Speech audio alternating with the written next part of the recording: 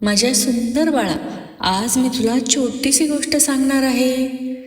गावात एक छोटा मुलगा होता. त्याचं नाव आरव होतं. तो रोज शाळेत जाताना एका वृद्ध आजोबांना पाहायचा. आजोबा हातात काठी घेऊन रस्ता ओलांडत, पण त्यांना चालणं खूप अवघड होतं. एक दिवस पाऊस खूप जास्त पडत होता. रस्ता एकदम चिखलाने भरलेला होता. आरवला दुरून दिसलं की आजोबा रस्त्याच्या मध्यभागी थबकले आहेत.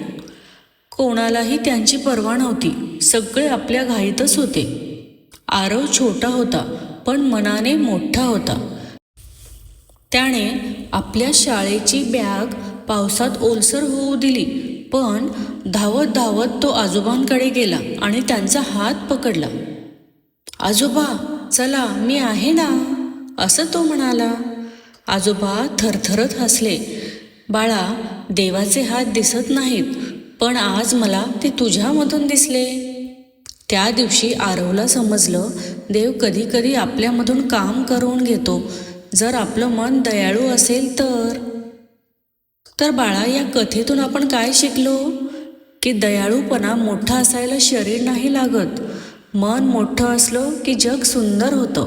इतरांना मदत करणं म्हणजे देवाच्या कामाला हातभार लावणं.